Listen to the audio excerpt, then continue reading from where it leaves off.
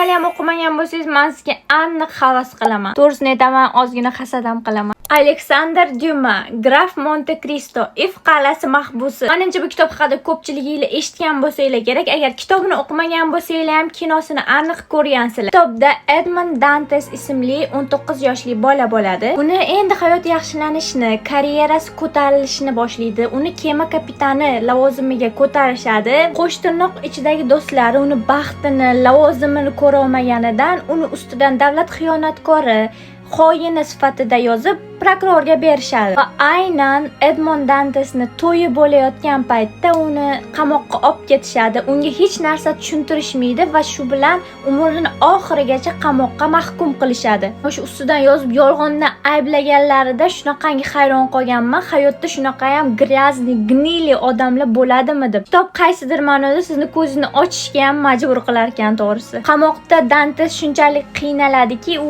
umid ham qila olmaydi, даже shunchalik umid yo'q ganda o'zini o'ldirmoqchi ham bo'ladi ochlik bilan. Keyin ilojini qilib 14 yildan keyin qamoqdan qochadi va chiqqandan keyin uni undan dahshatli yangiliklar kutib turadi. Chiqqandan keyin otasi ochlikdan o'lganini eshitadi. Yaxshi ko'rgan qizi esa dushmaniga, ya'ni o'sha qamoqqa tushishiga sababchi bo'lgan insonga turmushga chiqqanini biladi.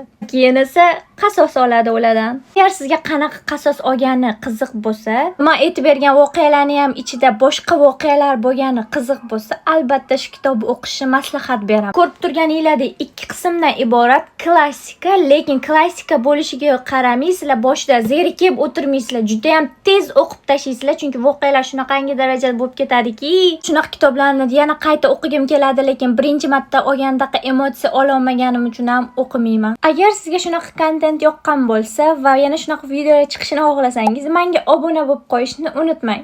Xayr!